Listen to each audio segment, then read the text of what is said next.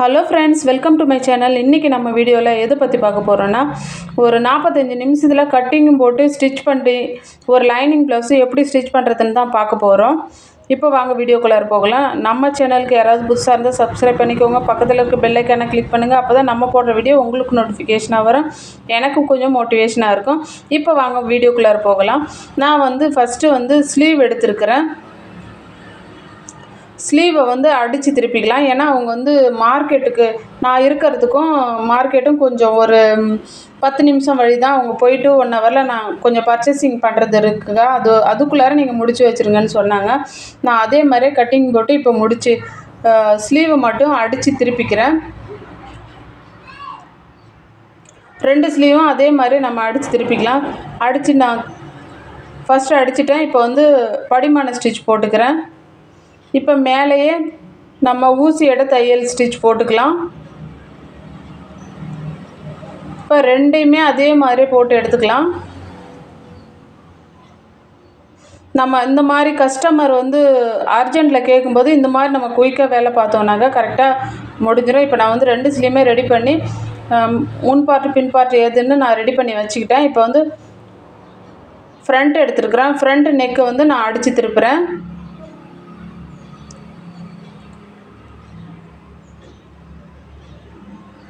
அது மாதிரி 2 பக்கமும் நான் அடித்து திருப்பிக்கிறேன். அர்ஜெண்ட்டில் தைக்கும் போதும் பார்த்திங்கனாக்கா ஸ்டிச்சு கோணமானல் போகக்கூடாது. நம்ம எவ்வளோ அர்ஜெண்ட்டில் தைச்சாலும் நம்ம ஃபினிஷிங் கரெக்டாக இருக்கணும். அந்த மாதிரி நான் பார்த்துக்கிட்டேன். இப்போ எல்லாத்துலேயுமே படிமான ஸ்டிச் போட்டு எடுத்துக்கிறேன். 2 பக்கமும் இது போட்டு எடுத்து வச்சுக்கிட்டு இப்போ பேக்கு நம்ம ரெடி பண்ணிக்கலாம். அதே மாதிரி இதுலேயும் கைடு அளவே ஸ்டிச் போட்டுக்கிட்டு வாங்க. போட்டு நான் அந்த பாயிண்டில் நிறுத்திட்டு திரும்ப நான் திருப்புறேன் பாருங்கள். லைனிங் கிளாத்தும் மெயின் கிளாத்தும் கரெக்டாக நம்ம ஈவனாக வச்சுக்கிட்டு ஸ்டிச் போடணும். ஏன்னா நம்ம மிஷினில் ஸ்டிச் போடும்போதே கொஞ்சம் இழுத்து கொஞ்சம் சரிகிற மாதிரி இருக்கும். நம்ம அதையும் சரி பண்ணி தான் நம்ம ஸ்டிச் போடணும். நான் பேக்கையும் இப்போ ஸ்டிச் போட்டு எடுத்துட்டேன். இப்போ அதுலேயும் அந்த பாயிண்டில் நம்ம கட் பண்ணி விட்டுறலாம். இப்போ பேக்கும் நெக்கும் பேக்கும் நம்ம ஒரே டைமில் ஃபினிஷ் பண்ணுறோம். அதனால் 2யும் ஒரே டைமில் நான் ஸ்டிச் போட்டு எடுத்துக்கிறேன். எக்ஸ்ட்ரா இருக்க கிளாத்தெல்லாம் நான் கட் பண்ணி விட்டுட்டேன். இப்போ உள் கை கொடுத்து நம்ம திருப்பி எடுத்துக்கலாம். திருப்பி எடுத்துக்கிட்டு எந்த அளவுக்கு நம்ம அயன் பண்ண முடிஞ்சோ அயன் பண்ணிக்கலாம். இல்லாட்டினாக்கா நம்ம கையாலே கொஞ்சம் தடவி விட்டு ஸ்டிச் போட்டோம்னா ஃபினிஷிங் சூப்பராக வந்துடும். இப்போ அதே மாதிரி தான் நான் தடவி விட்டுட்டு ஸ்டிச் போடுறேன். அந்த ஊசியோட தையல் தான் போடுறேன். எவ்வளோக்கு சீக்கிரமாக அவங்க வர்றதுக்குள்ளே குயிக்காக முடிக்க முடியுமோ அந்த அளவுக்கு நான் குயிக்காகவே தான் முடித்தேன்.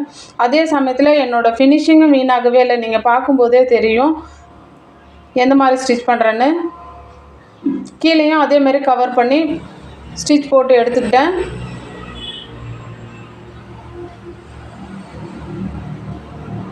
சுற்றி ஸ்டிச் போட்டு எடுத்துக்கிட்டேன். இப்போ கொஞ்சம் எட்ஜஸாக இருக்கிற கிளாத் எல்லாம் நம்ம கட் பண்ணி விட்டுறலாம். கட் பண்ணி விட்டுட்டு நம்ம டாட் பிடிச்சிக்கலாம். ஃபஸ்ட்டு பேக் டாட்டு ஒன்று போட்டு எடுத்துடலாம். ஒரு பக்கம் போட்டுகிட்டே நீங்கள் இது மார்க்கிங் எல்லாம் தட்டி விட்டிங்கனாக்கா அது மார்க் ஆகிடும். இப்போ நம்ம அதில் டாட் போட்டு எடுத்துடலாம்.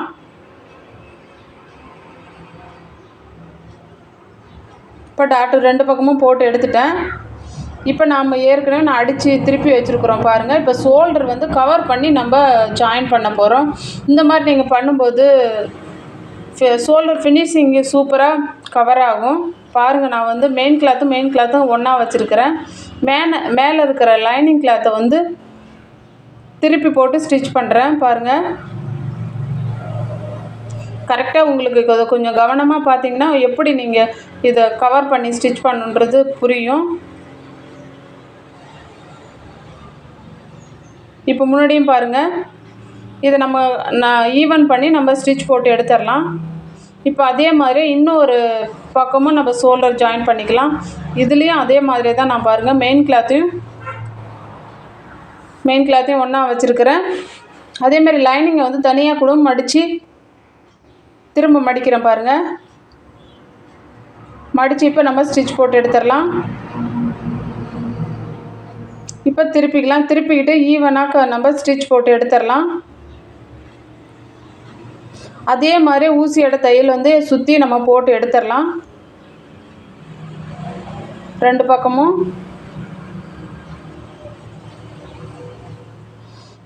எந்த கஸ்டமருமே சரி நம்மக்கிட்ட வந்து அர்ஜெண்ட்டில் கேட்டாங்கன்னா இப்போ யாருமே வந்து நோ சொல்லாதீங்க. ஏன்னா எந்த அளவுக்கு நம்மளால் முடியுமோ அந்த அளவுக்கு வந்து நம்ம பண்ணி கொடுக்கறதுக்கு தான் பார்க்கணும். ஏன்னா மறுபடியும் அவங்க வந்து நம்மக்கிட்ட அப்போ தான் நம்மளுக்கு வந்து ரெகுலராக வந்து கொடுப்பாங்க. இந்த கஸ்டமரும் எனக்கு வந்து ரெகுலராக கொடுக்குற கஸ்டமர் தான். எப்போ அவங்க வந்து கேட்டாலுமே நான் வந்து முடியாது, எனக்கு டைம் இல்லைன்னு நான் சொல்லவே மாட்டேன். கொஞ்சம் நமக்கு இன்றைக்கி கொடுக்க வேண்டிய இருந்ததுன்னா கூட நான் வந்து அது வந்து இவங்க வந்து 12 மணிக்கு கேட்டாங்க. ஏன்னா கொடுக்க வேண்டியது வந்து சாயந்தரம் 6 மணிக்கு இருந்தது. நான் அதை ஸ்கிப் பண்ணிவிட்டு உடனே எடுத்து வச்சுட்டு இவங்க வேலையை தான் நான் பார்த்துக்கிட்டு இருந்தேன்.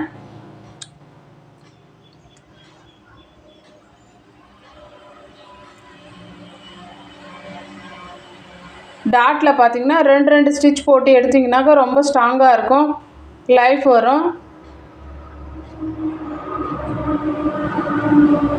அதேமாதிரி எல்லா இடத்துலையுமே 2 ஸ்டிச் போட்டு எடுத்துடலாம். இப்போ 2 பக்கமே நான் கப்பு ரெடி பண்ணிட்டேன். இப்போ வந்து யூக் பட்டி ரெடி பண்ணிக்கலாம்.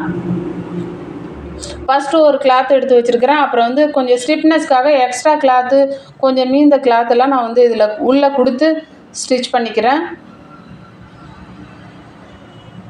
ஃபஸ்ட்டு இந்த மாதிரி ஸ்டிச் போட்டு எடுத்துக்கிட்டு மேலே வந்து ஒரு கைடலோ இல்லை ஊசியோட தையலோ நம்ம போட்டு எடுத்துக்கலாம். இப்போ பட்டி வந்து ஜாயின் பண்ணிக்கிறேன்.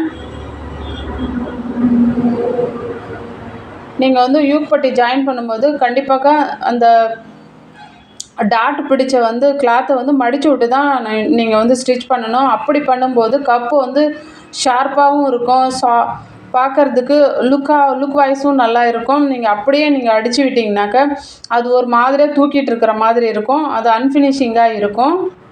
இப்போ 2 பக்கமும் டபுள் ஸ்டிச் போட்டு எடுத்துடலாம்.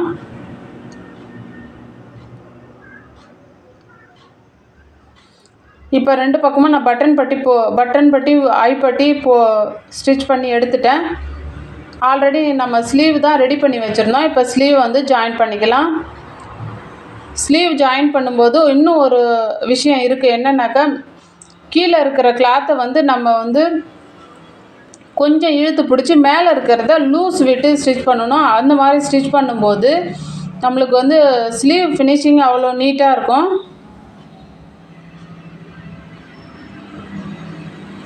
இப்போ ஸ்லீவ் ஸ்டிச் பண்ணி முடித்தாச்சு. ரஃப்பாக ஒரு ஸ்டிச் போட்டு எடுத்துக்கலாம். இப்போ 2 பக்கமும் அதே மாதிரி ரஃப்பாக ஸ்டிச் போட்டு எடுத்துக்கிறேன்.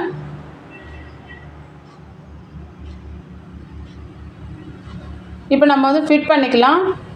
அளவு ப்ளவுஸ் வச்சு கரெக்டாக வந்திருக்கா என்னன்னு பார்க்கலாம். எனக்கு வந்து நான் ஒரு கைடு அளவு இன்ச்சு தான் எனக்கு வந்து பிடிக்க வேண்டியது இருந்தது. நான் அதேமாரி பிடிச்சி எடுத்துக்கிறேன். நம்ம மார்க் பண்ணதும் கரெக்டாக அதே மாதிரியே வந்துருச்சு.